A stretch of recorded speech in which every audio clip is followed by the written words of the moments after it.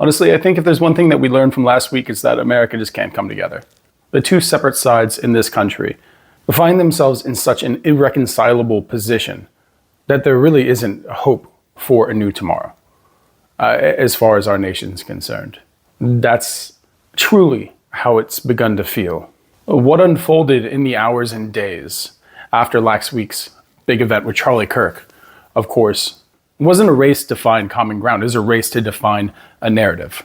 For one side, this was the inevitable consequence of a culture of grievance and hate. Charlie's life, his actions, and his words were immediately put on trial, not just to understand the act that happened, but to justify the act as an inevitable consequence of sparking outrage. It was framed as not just being predictable, but perhaps even a logical outcome. The grief was conditional. It was a lament not for a human being, really, but for just how cruel the world can truly be. And on the other side, the response was just as equally chilling and predictable. The president's allies, the president and then vice president himself, they didn't call for peace. They weren't suing for peace. What they were doing were calling for a righteous war. They did not see a victim. What they saw in Charlie was a martyr. The calls for unity were a Trojan horse because they came with a very specific caveat. Now, we can only come together if our enemies are destroyed. The grief was not a call to reflect on the dangers of political rhetoric. It was just a new weapon that can be used.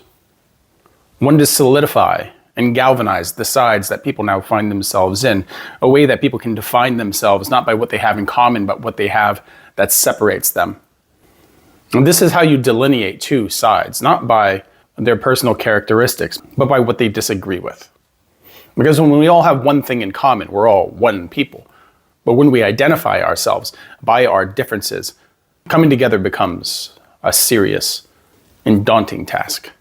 And in the end of Charlie Kirk, even though it was done by a very sick and twisted individual, his intentions are cast upon an entire political affiliation or ideological framework. 50% of the population or more. The death of Charlie Kirk isn't just seen as a horrible event to the right in general, but a declaration of war, and a declaration of war that is being called by many people.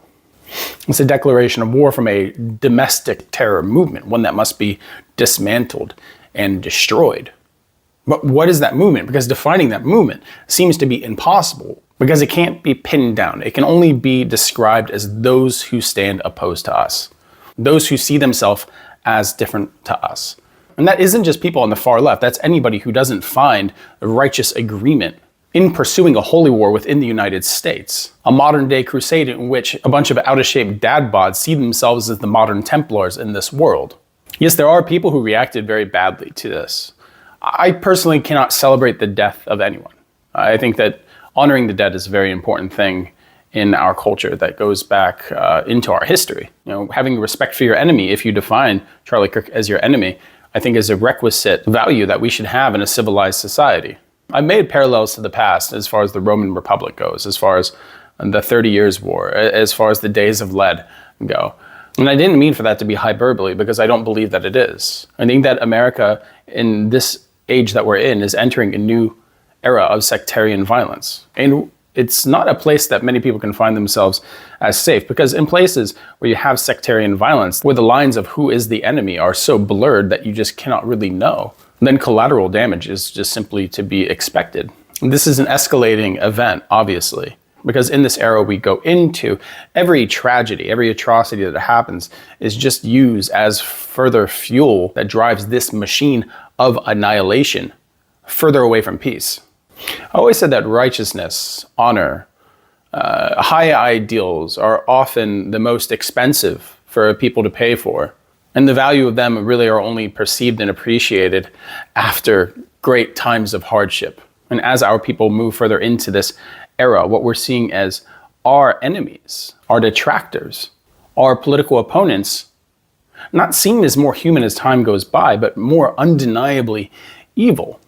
Each action slowly strips them of their humanity until, sadly, every atrocity will be seen as an excuse to get to an end. The ends justify the means, as they always do when we dehumanize our opponents, when we consider them unworthy of the same space that we reside in. And the human cost of this, of course, can be staggering. It can cost millions of lives. And that's because the narratives become more important than the people themselves. If we look back to the Roman Republic, the fall of the Roman Republic, it wasn't something that was done in a couple days. It wasn't one warring season that saw an end to the Republic.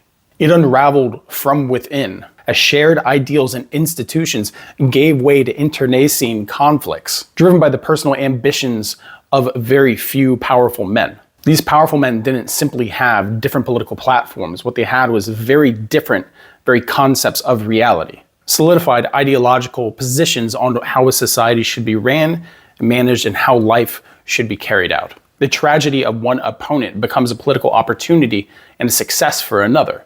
The Republic's end was a long and drawn-out process that saw thousands of different factions fighting amongst themselves until only one truly remained. Because in order for there to be a central dominance of one monolithic culture that now resides on top of a pile of bodies, it requires the destruction of all of your opponents.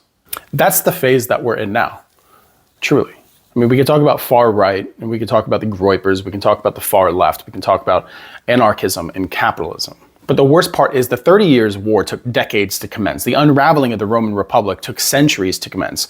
But with technology the way that it is today, as ingrained we are in our institutions and our ideologies, we find ourselves diving headlong into a tragic darkness of the unknown, where we don't know what's on the other side, but we are very, very excited to move into that point of action. There is no shared reality when we don't have shared facts anymore. There's no common space. There are only echo chambers. And in those echo chambers, nothing but hate and division is truly brewing. And it almost seems to be organic because the way that our infrastructure in our nation is built, it's one that destroys and was designed without any kind of appreciation for social spaces in which community can thrive. The introduction of social media actually fits very well for the American setup, because it allows you to communicate with people who have shared ideologies all over the world without never even leaving your house. But if you just unplugged for a moment, walked outside and talked to your neighbor, went down the street, walked in the store, and actually talked to the people who are in there, more than just the pleasantries of saying, hey, how's it going, and walking off, actually having thorough conversations, you would see that your neighbors, you would see that these people who you're always suspect of and paranoid of are truly your neighbors. That you are truly a community. And that the hostilities that you have for one another really would break down in an instant if you'd realize that in this shared space you're going through the exact same things. But instead we find comfort within our echo chambers, and in our echo chambers our country will die. In a world where each side believes that the other is an existential threat, there can be no shared unity after a tragedy. It can only be a confirmation of your very worst fears and suspicions. The philosophical truth was laid bare after last week's events. And it showed us that the idea that we can come together is a gentle delusion that keeps us from a very bleak reality. There's a lot of people that say that one of the problems with America is that it's so safe that we've not been invaded. There's no reason for us to come together. And I think that a lot of us are kind of waiting for something that shocks us into a state of healing. But I think that we're beyond that at this point. We are a collection of tribes that are defined by our differences, and also a narrative that requires the existence of an enemy. Our grief, anger, and compassion are all filtered through a lens of festering conflict without any sense of compromise being valued. We're trapped in a feedback loop where every atrocity, every tragedy, every bad thing that happens, every foul gust of wind is a confirmation and serves only to reinforce our pre-existing beliefs and push us further apart. The assassination of a public figure, whether you like him or not, Charlie Kirk is certainly a public figure. It is a potential moment for unity in one way or another, especially if we appreciate the fundamental free speech. Of course, the man said some horrendous things. The man said some logical things, but more often than not, the man built a career off causing grievance between people and exploiting that. It's just kind of a reality. Was it his opinion? Yes. Should he have died for it? Absolutely not. Not in the system that we wish to be in, but the system that we're in now, it's going to happen. And it's going to happen more and more, especially if the response to such a tragedy is a call for holy war, a call to rise up and take vengeance against your enemy. And each action and any response that they have to kind of dissuade any kind of conflict that potentially is going to happen is just seen as fear and weakness. And in a modern reality that sees empathy as a social construction instead of a natural value, empathy is only valued as far as the weakness you consider it to be that your enemy expresses. America is a far cry away from coming together. And I don't think it's going to. In all reality, I don't think it's going to. I think one of the most logical stances one can take at this point is for it to break up into different countries. Right? The ideologies are too vast. The ideologies are too separate, and the people and the hatred that they have for one another are just, it's too entrenched at this point.